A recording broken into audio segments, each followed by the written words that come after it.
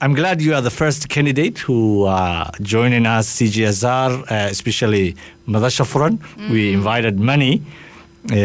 Most of them declined. Shame. And some are coming after you. But I'm very happy as a former journalist that you are the first who showed up. Welcome again. And for our listeners, who is Trisha Estabrooks? First of all, I love the radio, right? And so it's an honor to be a guest, you know. And I think anytime you have an opportunity to speak to people and have your voice heard and have interviews like this with you, Jama, I think it's a real opportunity. So I do hope the other candidates take the time out of what's a very busy time for anyone running right now in this federal election and take time to connect and talk to the people, because that's what this election is about. It's about talking to people. It's about hearing from people. So yeah, as you said, I'm running for the NDP in Edmonton Centre. You mentioned I have a long history being a journalist, and I think maybe that's why I love being in your studio here this evening. Yeah. I worked for CBC Radio and CBC Television in stations across our country, telling the stories of Canadians back to the rest of our country, and it was an amazing job. So I worked coast to coast to coast, and we can't forget our third coast up in the Arctic. And wonderful. Some of those experiences as a journalist were just awesome. Yeah, give us more details. Who is Trisha Estabrooks? Is Edmontonian? Edmontonian. What have you done before? Totally. After CBC, you have been working. Yeah. Proud Edmontonian. I'm a mom of 2 kids, 2 teenagers. After CBC, I went and I served as a school board trustee.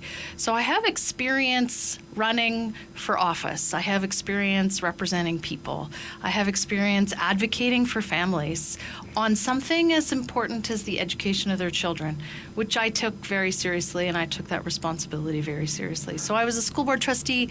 I was chair of Edmonton Public School Board for about 5 years, served as a school trustee for almost 8 years. And so that's who I am. I'm a proud Edmontonian, a proud Canadian, mom, you know, just really dedicated to serving my community and excited about this election campaign. And before we go this election campaign, let's go a little bit. You work Edmonton Public School. Yeah. What have you accomplished? What can you tell us your 5 years time there, and what have you accomplished? Well, in some ways it was a very busy job, serving thousands and thousands of families and parents, right? And speaking up for them. I think some of our biggest accomplishments and the things that I'm most proud of as a school board trustee were some of the ideas that community brought to us. So one idea that came forward while I was a school board trustee was this idea of creating a school calendar that was inclusive. So, Eid. Eid should be a day off school. Wonderful. And it is now, because of the work of the Edmonton Public School Board and the trustees that I worked with. You know, we heard from kids, and they wrote us letters, and they signed petitions, and they said, this matters to us. Why should we have to choose between a very, very important day for us and our faith and our families and having to be at school? And so, you know, the role of the school board trustee, as is the role of a member of parliament, is to listen to people.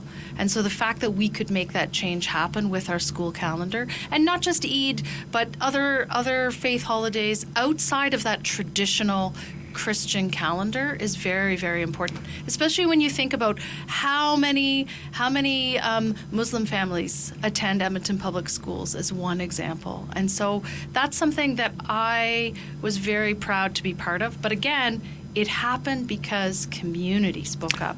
And that's the only way we make good things happen in this province and in this city, is when community speaks up. And that's how the world works, I think. Totally. It's not something specific to here. It's good to hear that. I missed it. We covered Brooks and Medicine Hat. School board have changed it and adopted, like you said. Yeah. But it appears that I missed Edmonton Public School schedule change. The last question about the school. Lately, there was police back to the school. What happened? Why Edmonton School Board? It was controversial. Yeah. And I can only share my perspective as one voice on the school board. I was not comfortable having police back in our schools. All right. I lost that vote, but as one voice on the Board of Trustees, again, I heard from families, in particular families who perhaps don't entirely trust having police in our schools. Now, don't get me wrong, safety in our schools is so, so critically important. But I think we can have safe schools without police officers in our schools. So I was on the dissenting side of that vote. I lost that vote, but I respect the decision of my colleagues, my former colleagues on the Board of Trustees. But I felt quite strongly that we shouldn't have police back in our schools. I heard you over the radio, your disappointment, and it was surprising to me and many. We thought it has been done and it's not coming back, but dhegeystayaal waxaan ku guda jirnaa wareysi aan la yeelanayno Trisha Estabrooks oo u tartamayso Edmonton Centre xisbiga NDP. Taleefanka ayaad nagala qaybgeli kartaan. Taleefanka nambarkiisu waa 78 eber 4922577. waan ku celinayaa 78 eber 4922577. extensionku waa eber si aad taleefanka uga soo qayb gashaan. ilaa hadda cidna ma soo wicin. barnaamijkii waxa uu marayaa kalabar nusu saac ayaa noo dhiman. nagala soo qayb gala su'aalaha wax ka weydiiya. Coming back to Edmonton Centre. Yeah. Why NDP first? Let's put Edmonton Centre back. Why NDP? You could have run for many different colors or names. Or places of the city, too. Yeah. Why Edmonton Centre? First and foremost, this is a part of the city where I've represented and served as the school board trustee. Okay. So I know these neighborhoods. I've advocated for these families. And, I moved to Edmonton almost 18 years ago when I was a journalist. I never thought I'd stay in the city. But the thing about this city is it invites you in. It embraces you. For my family and I, this city became our home very quickly. And so to run in Edmonton Centre is to run in a part of our city that has my heart, to be honest. And so I want to serve the city in that way. Why run for the NDP? Well, the NDP lines up closest with my values as someone who wants to build a society that's inclusive, a society that takes care of people, a society that takes care of each other. And so running for the NDP means that, I'm running for a party that supports things like affordable housing, a party that wants to find ways to make sure that we can lower the price of groceries, for example. And, it's these issues that I have been working so hard to connect with folks, and know for the last year and a half I've been knocking on people's doors and talking to people and hearing from them firsthand about what their big issues are. And so I know the NDP are the only party that are putting forward real solutions on how to make life more affordable, on how to make sure that families can find a affordable place to live. And so, in the news this week, we saw some stories about, and I was just knocking on doors. Right before I came here, I was talking to people, and I was sharing with people, and they were sharing with me concern that each month their rent goes up. And this is crazy. In a city like this, there's no rent control.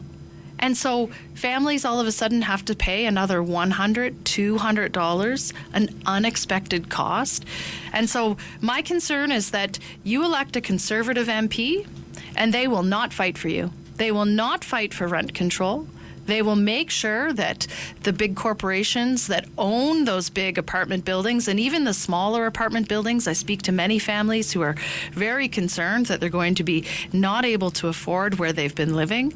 The Conservatives are not fighting for renters in this space. In fact, they are fighting for the big corporations that are making the money off of the renters. We will come for the Conservatives. But speaking of the rent cap, and I know Jack Mitsit, the leader of the NDP, announced that the NDP will definitely put the rent cap. Exactly. It's some of the cities in the country. It's unbelievable. I mean, people who work in those cities and make that cities a place people to live are unable to pay the rent. That's right.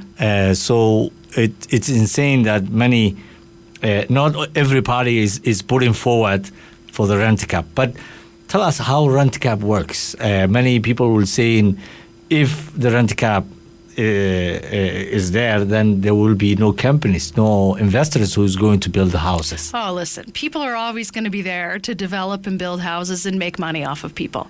That's how it works, right?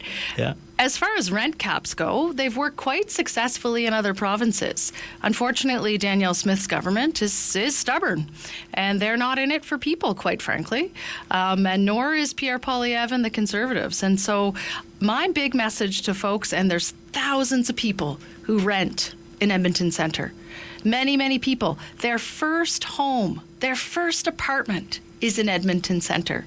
You move to it was my first apartment. It was my first place that we moved as a family, right? I was pregnant with my daughter. We paid rent, right? And so when we think about a rent cap, that is a way to protect renters. So that means that the rent would be capped for a certain amount of time. So families all of a sudden then can budget. They can say, okay, we don't need to worry about rent going up. That means that we can budget and we can have, that $100 to make sure that we spend to put food on the table for our families. Because families are struggling right now. My gosh, families are struggling. And I am sick of governments, in particular the Conservative government, who say what they're going to do to help families, but are not putting forward real policies that are actually going to help regular working folks, right? And so, again, the NDP are the only party that's talking about rent control. Other than rent control, Jagmeet Singh was also the first leader who spoke price gouging of the food 2 years ago, and still food is going up. How come there is nothing can be done? There's nothing going on to stop the price food going up. Yeah, there is things to be done. This is the thing. There's just not the political will to do it.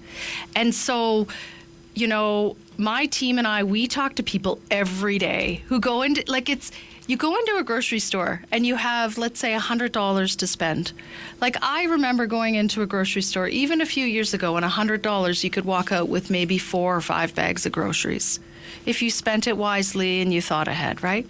Now you go into a grocery store, you spend that same $100, and maybe you get one bag, maybe a little bit more. That is not affordable for the average Canadian. When I talk to workers in grocery stores, the men and the women who work minimum wage jobs, putting our groceries through, right? They cannot even afford to shop in the grocery stores where they work. In what kind of society is that a good way to encourage, to support people, right? And so what the NDP are talking about is taking away the GST on some essentials, right? So diapers, for example. I don't know if you have little babies in your life or listeners have little babies. I have a few years old daughter. But totally, they're very expensive, right? So things like that. Cutting the GST on essentials, some essential food items that we get in grocery stores. The other thing the NDP are talking about really is a tax cut. So lower income and middle income families, anyone who makes between $19,000 a year all the way to $120,000 a year. So that's a lot of people in that category will be able to take more home on each paycheck. And so, again, you need to ask every single political candidate who comes to your door, what are you going to do for working people? How are you actually going to lower the prices of groceries? Because right now we see is large grocery chains and corporations making billions off of the backs of the rest of us who just want to buy milk and eggs and bread, and in a sort of competitive environment where the consumer is not benefiting. Speaking of the doors, you have been knocking the doors for a long time now. Long time. Close to 2 years. Yeah. What are you hearing from the public in Edmonton Centre, and what are Edmontonians that you met, and how things changed since the Donald Trump arrival in the White House? Yeah, Donald Trump's crashing into the White House, right? Yeah. My gosh, this guy, he's such a bully, hey? Yeah. It's such his style of politics, that's not us in Canada. Yeah. And We need to be careful of politicians who follow his style of politics, the politics of fear and divisiveness, right? Yep. Listen, what folks are telling me on the doors is they want good representation. They want someone who can speak up for them. They want someone who isn't afraid of talking to the media. They want someone who speaks and is willing to listen to their voice and bring that voice to Ottawa. Before all this noise to the south of us, by the bully to the south of us, and all these threats, and this economic takeover that he's plotting against us as Canadians, people were talking about what we were just talking about, the price of groceries, the price of rent, concerns around healthcare, making sure that it's free and accessible and universal, right? People were saying how much they appreciated the NDP pushing forward on the dental care program. Absolutely. Like, big time, right? Seniors and kids who've never been to the dentist because it's so expensive. And the pharmacare program. And then Donald Trump gets elected. And he opens his mouth. And he starts bullying us as Canadians. And now everybody wants to talk about Donald Trump. And I get it. There's a threat to our national sovereignty right now. And so I think we can certainly, that is a threat. But let's not forget, a threat posed by Donald Trump is also, the undercutting issue is still affordability, right? We know Donald Trump will make life more difficult. He's already made life difficult for thousands of auto workers in Ontario, for example. Yes. Folks who work in the oil and gas sector, I know they're on edge. My gosh, I have friends who work in oil and gas. They are worried. I get it, right? He will make life more difficult for us. He will make things more expensive for us. So it doesn't take away from the issues that I know folks know New Democrats can fight on, which is affordability and housing. We will take a little break, but when we come back, we will go what you have said and the representation of Edmonton Centre. Awesome.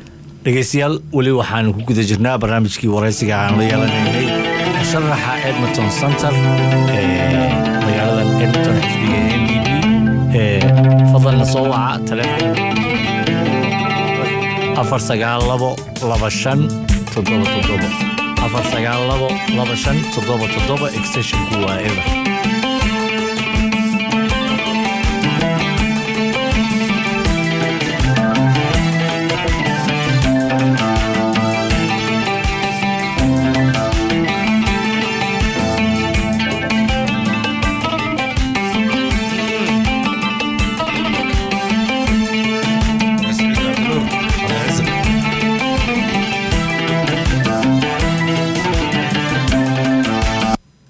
sagalay dhaxtaal bay noo ahaanaysaa oo hees aad u macaan waxaa lagu tumay magaalada Melbourne ee dalka Australia.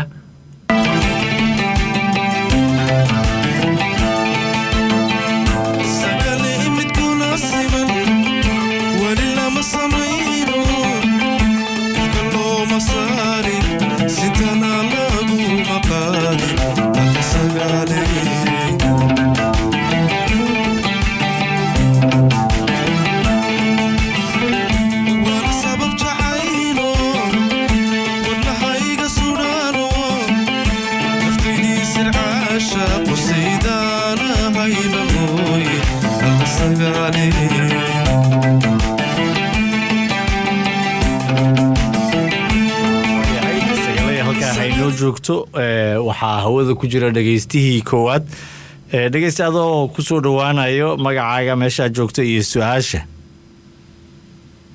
Assalamu alaikum. magacaygu waa Hodan waxaan joogaa magaalada Edmonton and su'aala waxay Trisha.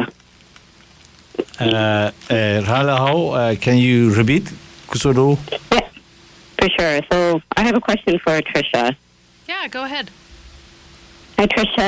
So my question is, like, as someone who typically votes more to the left and is more progressive, and there's 3 viable candidates right now in your writing, and a lot of the values and a lot of the things that you had just mentioned are things that align very much with our community. So what would you say to folks who want to vote more progressive but also want to vote strategically so that we're not getting another conservative candidate in that writing? Yeah, that's a great question. Sorry, what was your name again, too?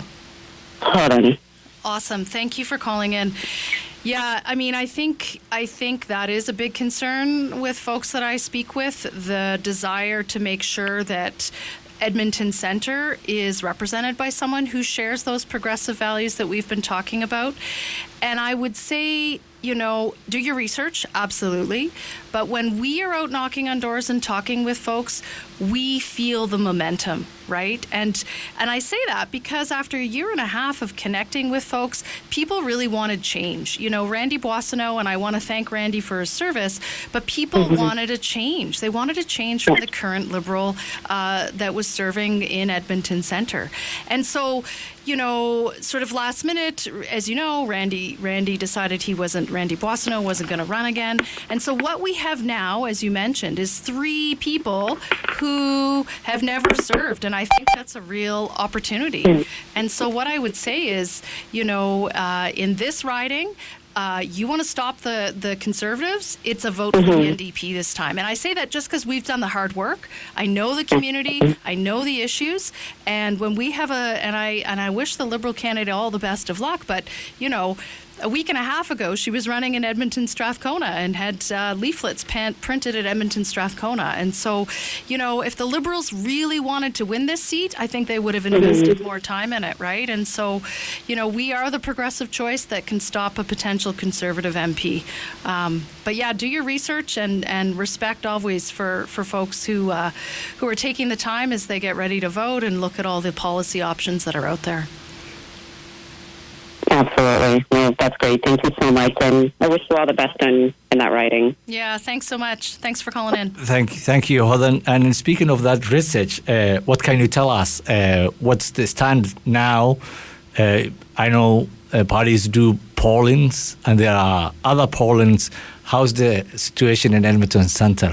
We hear, Edmonton Centre is always between blue and red. Yeah. There's no orange. So there's orange this time, my friend.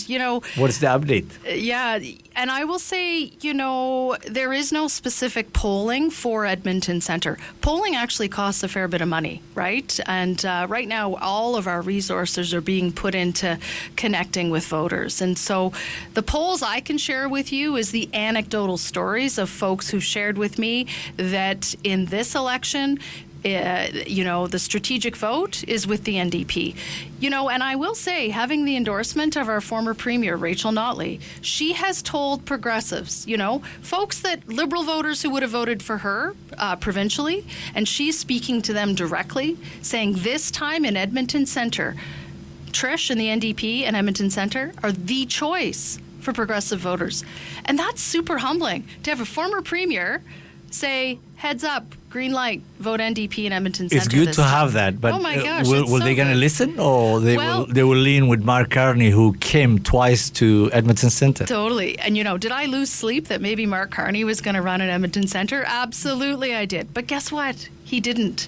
And so in some ways the Liberals have abandoned, and this is strong words, but I think they've abandoned Edmonton Centre, quite frankly.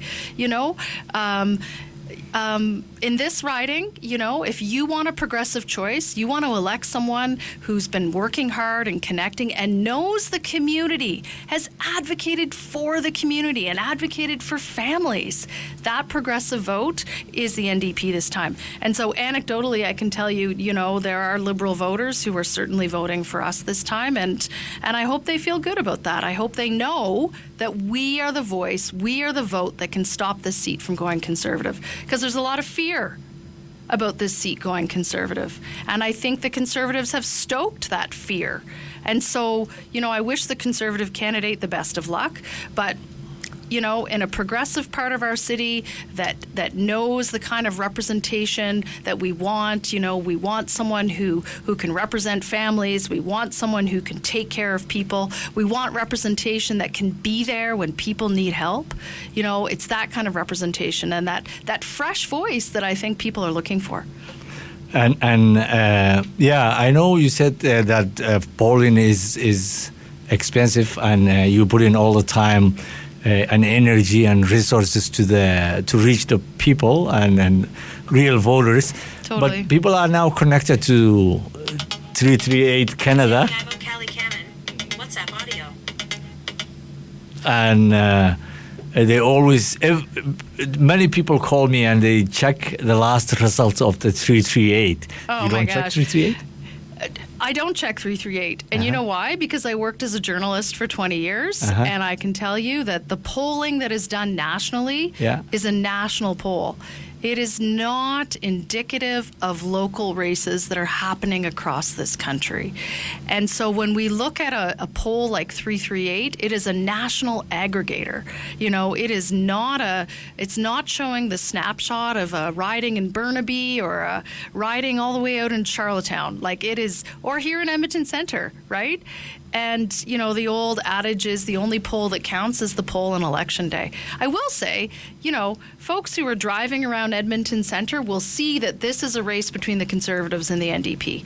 And that story's being told on people's lawns.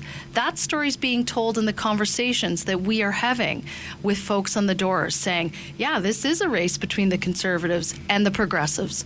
And the Progressives this time, the Progressive vote is the NDP.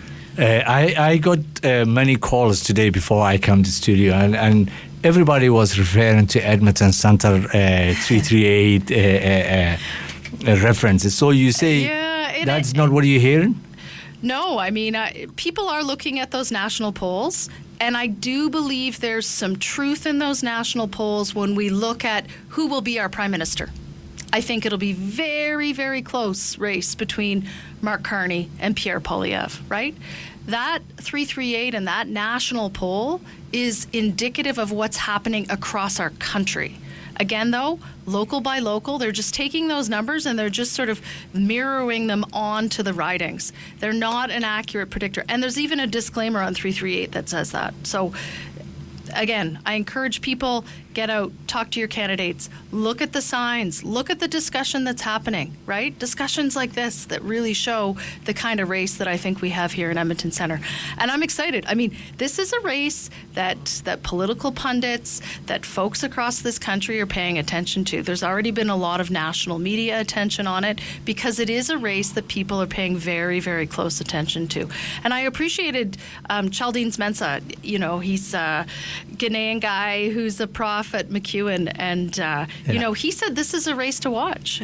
You know, he even went so far to say that this could be a riding that could flip orange because of the hard work that my team and I have been putting. And so this is high praise from people who watch politics and who are paying attention and not paying attention to those big national polls that are tempting to look at.